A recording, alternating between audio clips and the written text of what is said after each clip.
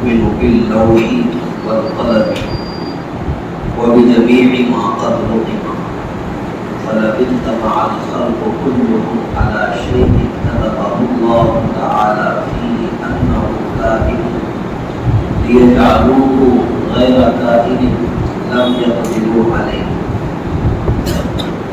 عقائد کا سلسلہ چل رہا تھا اور گزشتہ ہم نے تقدیر کا مسئلہ سمجھا تھا کہ تقدیر نام ہے علم الہی کا، تقدیر نام ہے اللہ کے علم کا، کہ اس دنیا میں جو کچھ بھی آج تک ہوا ہے، جو ہو رہا ہے اور جو بھی قیامت تک ہوگا، ہر چیز کا علم ہونے سے پہلے ہی اللہ تعالیٰ کو ہے، اللہ تعالیٰ کو اس کا علم ہے، جو کچھ ہوا ہے، جو ہو رہا ہے اور جو قیامت تک ہوگا، اللہ پاک یہ ساری باتیں جاننے والے ہیں۔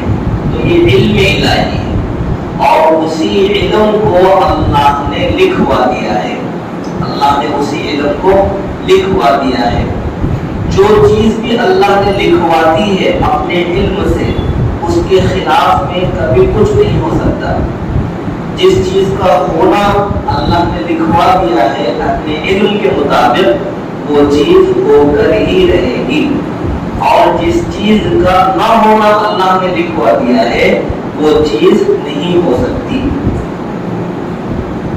حضرت متکلم اسلام مولانا محمد الیاس الرحمن حفظہ اللہ نے اس موقع پر ایک بڑے فائدے کی بات لکھی ہے اور بیان بھی فرمائی ہے، وہ یہ کہ تقدیر کے مسئلے پر جس بندے کا ایمان کامل اور مکمل ہوگا اسے کم سے کم 4 فائدے ضرور حاصل ہوں گے۔ جس بندے کا ایمان تقدیر پر کامل اور مکمل ہوگا اسے 4 فائدے کم سے کم حاصل ہوں گے۔ نمبر 1، پہلا فائدہ کیا ہے؟ پہلا فائدہ یہ ہے کہ ایسے بندے کو تکلیفوں پر صبر کرنا آسان ہو جاتا ہے۔ تکلیفوں پر صبر کرنا ایسے بندے کے لیے آسان ہو جاتا ہے۔ کیوں؟ اس لیے کہ وہ اس بات پر یقین رکھتا ہے کہ جو میرے ساتھ ہوا ہے، جو میرے ساتھ ہوا ہے وہ میری تقدیر میں لکھا جا چکا تھا اور ہونا ہی ہونا تھا، چوکنے والا نہیں تھا۔ تو جو لکھا ہوا تھا وہ ہوا ہے، تو اس بندے کو خود کو تسلی دینا آسان ہوتا ہے، تکلیف کی شدت پر قابو پانا آسان ہوتا ہے۔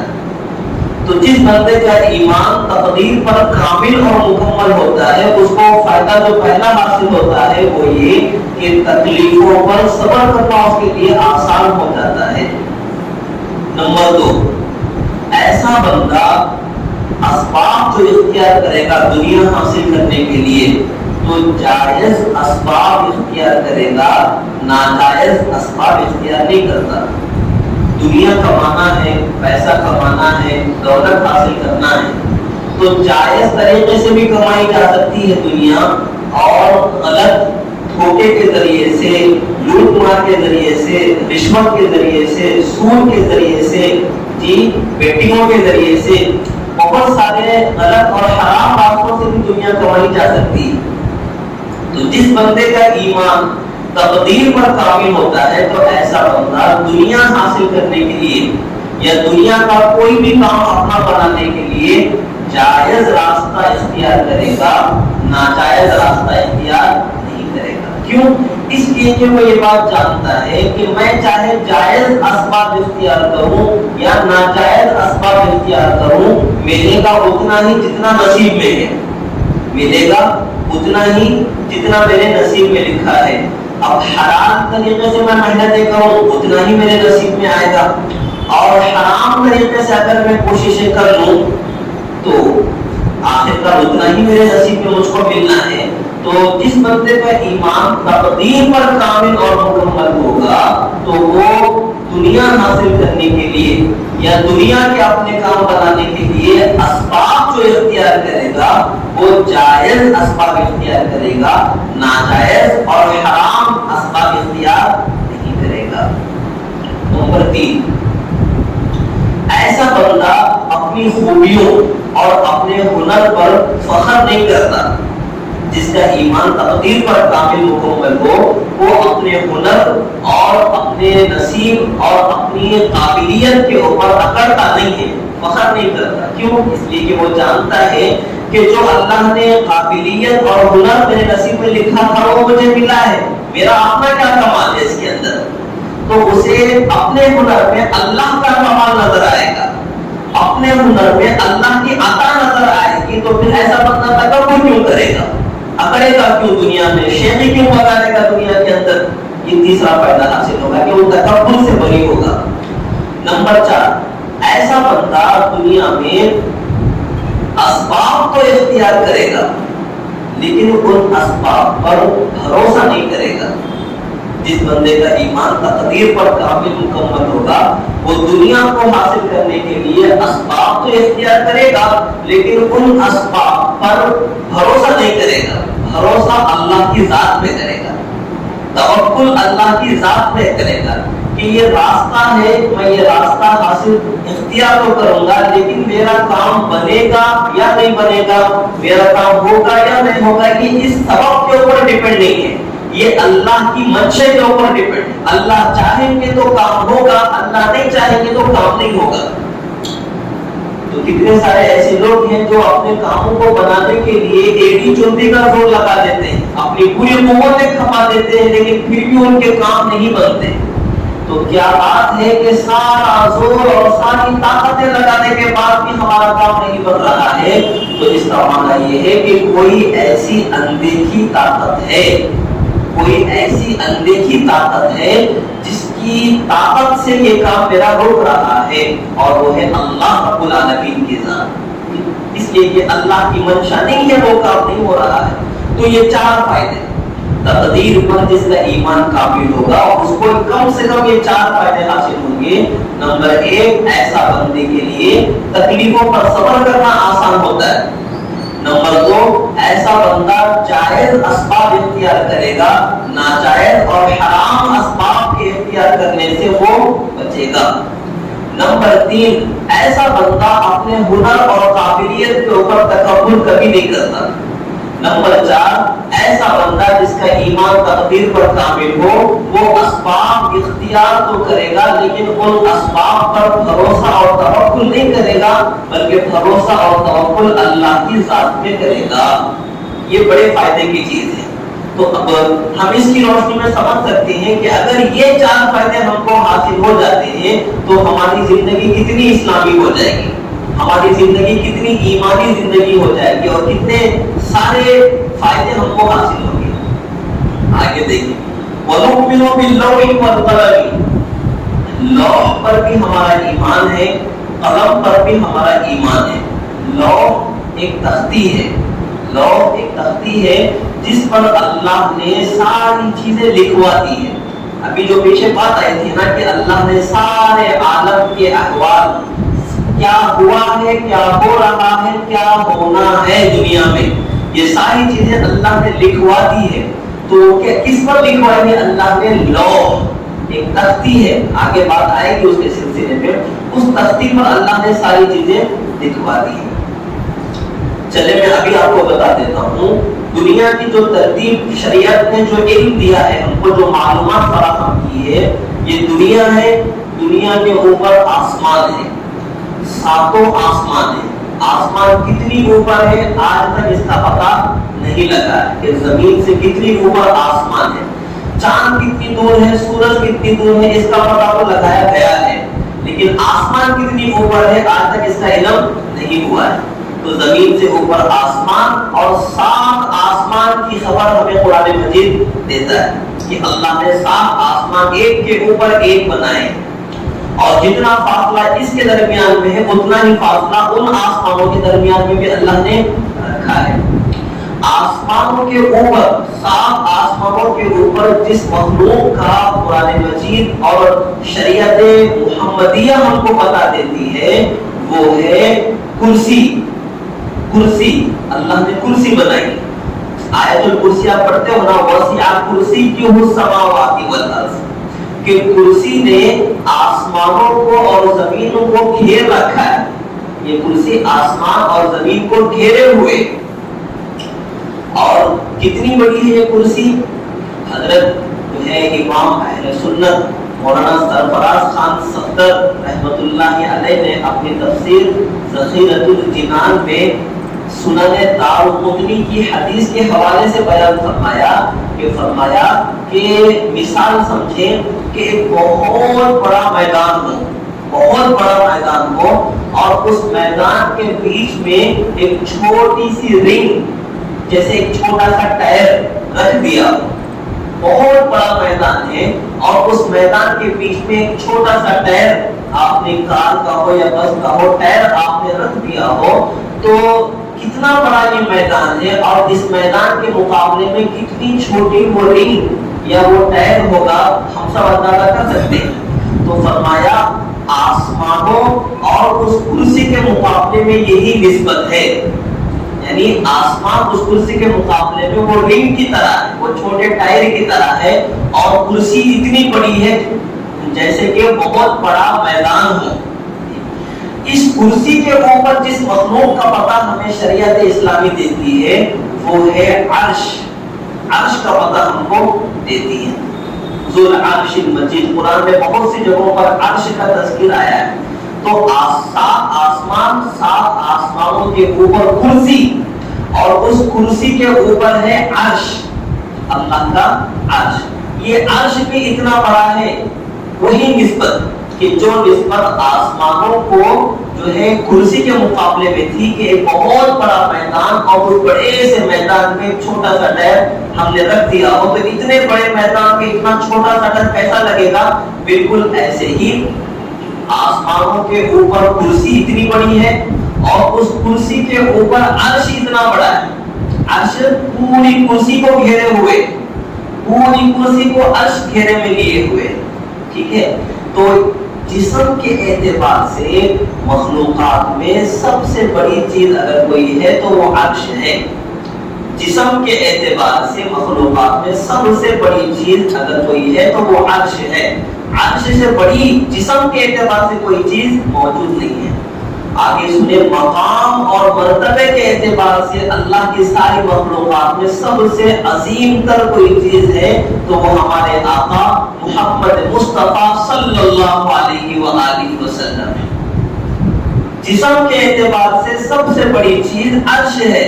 مقام اور مرتبے کے اعتبار سے اللہ کی ساری مخلوقات میں سب سے اعظم، سب سے افضل، سب سے مبارک اور برتر چیز اگر کوئی ہے تو وہ آقا کی ذات مبارکہ ہے.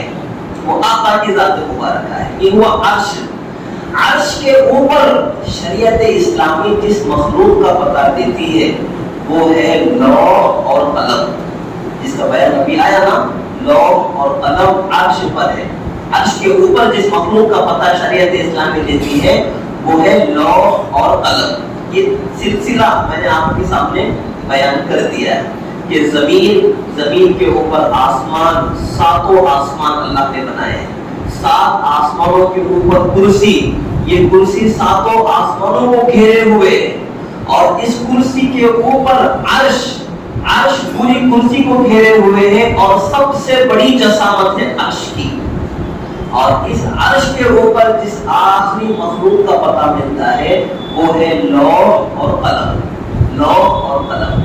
ہم ایمان والے 7 آسمانوں کے وجود کو بھی مانتے ہیں، ہم 7 آسمانوں کے اوپر کرسی کے وجود کو بھی مانتے ہیں، ہم کرسی کے اوپر عرش کے وجود کو بھی مانتے ہیں، اور عرش کے اوپر جو ہے لوح اور قلم کے وجود کو بھی مانتے ہیں. ہم کسی کا انکار نہیں کرتے. اور ان ساری چیزوں کو کس بنیاد پر ہم مانتے ہیں؟ اللہ نے اور اللہ کے سچے نبی نے فرما دیا، اس بنیاد پر مانتے ہیں. ان چیزوں کو ماننے کے لیے ہمیں سائنس کی ضرورت نہیں ہے. ان چیزوں کو ماننے کے لیے ہمیں اپنی عقل کی گواہی کی ضرورت نہیں ہے کہ عقل گواہی دے گی تو مانیں گے، عقل گواہی نہیں دے گی تو نہیں مانیں گے. ہمیں عقل کی ضرورت نہیں ہے. ان چیزوں کو ماننے کے لیے وحی کافی ہے. ان چیزوں کو ہم جو مانتے ہیں وحی کی روشنی میں مانتے ہیں. کہ وحی نے ہمیں بتلا دیا کہ ایسا اللہ نے بنایا ہے، ہم نے مان لیا، ہمیں کسی اور چیز کی ضرورت نہیں ہے۔ اب جو عقل کا پجاری ہو، جو ہے ملحدین ہو دنیا کے، وہ جو سائنس کے پجاری ہو، نہیں ماننا چاہتے نہ مانیں، ان کے نہ ماننے سے ہمارے ایمان پر ذرا برابر فرق نہیں آتا۔ ہم ایمان والے اللہ اور اس کے رسول کے دیوانے ہیں، اللہ اور اس کے رسول نے جو فرما دیا ہے ہم آنکھ بند کر کے ماننے کے لیے تیار ہیں۔ آپ کو معلوم ہے جب نبی علیہ السلام کو اللہ نے سفر معراج عطا فرمایا، حضور معراج کے سفر پر گئے، لمبا سفر حضور کا مختصر سے وقت میں، تو صبح جب حضور علیہ السلام نے دنیا کے سامنے خبر کی اس کی کہ مجھے اللہ نے کل رات یہ عظیم نعمت عطا فرمائی ہے، تو جو قریش مکہ تھے، جہلا تھے، کفار اور مشرکین تھے، وہ نبی کا مذاق اڑانے لگے تھے کہ دیکھو کیسے عجیب عجیب بہکی باتیں کرنے لگے ہیں محمد۔ ابو جہل بڑا مذاق اڑا رہا تھا، گلی میں سڑکوں پر گھومتے گھومتے مذاق اڑا رہا تھا۔ ابو جہل کو نظر آ گئے حضرت ابو بکر صدیق رضی اللہ عنہ، ان کو ابھی پتہ نہیں چلا تھا کہ نبی نے ایسی خبر دی ہے، تو ابو جہل نے حضور کے ابو بکر صدیق کے سامنے یہ بات رکھی کہ سنا ہے تمہارا نبی کیا کہتا ہے، کہ حضرت ابو بکر نے فرمایا کہ بتاؤ تو صحیح کیا کہتے ہیں، تو اس نے کہا کہ یوں کہتے ہیں کہ رات کے مختصر حصے میں اتنی لمبی جو ہے معراج، اتنا لمبا سفر ان کو اللہ نے کروا دیا ہے۔ آپ کو پتا ہے حضرت ابو بکر صدیق رضی اللہ عنہ نے کیا کہا جواب میں؟ حضرت ابو بکر صدیق رضی اللہ عنہ نے فرمایا کہ اگر محمد پاک صلی اللہ علیہ وسلم یہ بات کہتے ہیں تو میں سب سے پہلے اس پر ایمان رکھتا ہوں، میں سب سے پہلے اس پر ایمان لاتا ہوں۔ معلوم ہوا وحی کے مقابلے میں عقل سے کام لینے والا یہ ابو جہل کی نسل سے ہے، اور وحی کے مقابلے میں اپنے آپ کو حوالے کر دینا اللہ اور اس کے رسول کے، کہ جو اللہ نے اور اس کے رسول نے فرما دیا ہے وہ چاہے میری سمجھ آئے یا سمجھ نہ آئے وہ سچ ہے، وہ حق ہے، یہ اس کی نسبت ہے حضرت ابو بکر صدیق رضی اللہ عنہ سے، یہ صدیقی لوگ کہلائیں گے۔ تو ہمیں صدیقی بننا ہے، ہمیں ابو جہل والے بننا نہیں ہے، تو ایمان والوں کا یہ خاصہ ہوتا ہے۔ تو دیکھیں ہم لوح اور قلم پر بھی ایمان رکھتے ہیں کہ جو اللہ نے اس میں لکھوا دیا ہے وہ ہو کر رہے گا۔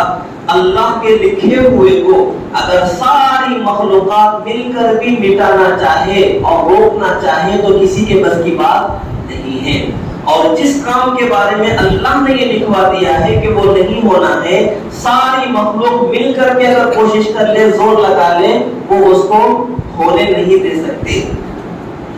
اور آگے فرمایا کہ جو چیز اس عقیدے کی روشنی میں کہ لکھا ہوا جو ہے وہ ہونا ہے، اس عقیدے کی روشنی میں جو بندے کو مل جائے دنیا میں، بندے کو یہ خیال کرنا چاہیے کہ وہ مجھے ملنے ہی والا تھا، مل گیا، اور جو چیز دنیا میں ہاتھ نہ آئے، نہ ملے آدمی کو، تو اس کے بارے میں یہ یقین کر لینا چاہیے کہ وہ میرے نصیب میں ہے ہی نہیں، اس لیے مجھے ملی بھی نہیں۔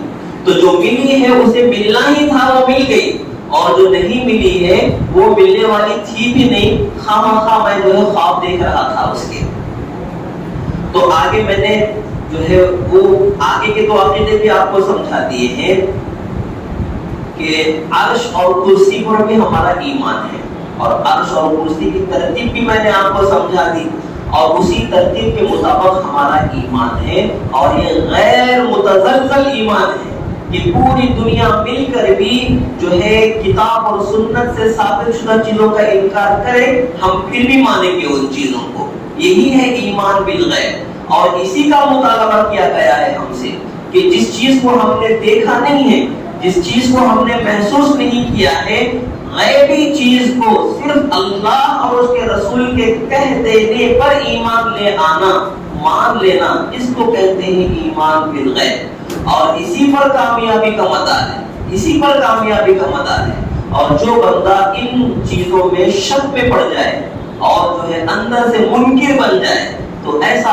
بندہ جو ہے چاہے وہ دنیا میں لوگوں کو دھوکہ دے دے، لیکن اللہ کی نظر میں، اللہ کی عدالت میں وہ مومن نہیں ہے، وہ مسلمان نہیں ہے، وہ غیر مسلم اور کافر کہلائے گا۔ بہت سارے ایسے لوگ ہوتے ہیں جو صرف اس بنیاد پر وہ مسلمان کہلائے جاتے ہیں کیونکہ انہوں نے جنم لیا ہے مسلم فیملی میں، مسلم فیملی میں پیدا ہوئے ہیں، اس بنیاد پر وہ پبلک میں مسلم سمجھے جاتے ہیں، اور ان کے خیالات، ان کے عقائد، ان کے نظریات بالکل بھی مسلمانوں والے نہیں ہوتے۔ ایسے بھی بہت سارے لوگ مارکیٹ میں ہوتے ہیں۔ اللہ ہمیں ان میں سے نہ بنائے، اللہ ہمیں ان خوش نصیب بندوں میں سے بنائے جو پیدائش کے لحاظ سے بھی مومن ہو اور اپنے انجام کے اعتبار سے بھی مومن ہو، اور اللہ کو راضی کرنے والے بندوں میں اللہ ہم کو شامل فرمائے۔ وما توفیقی الا باللہ۔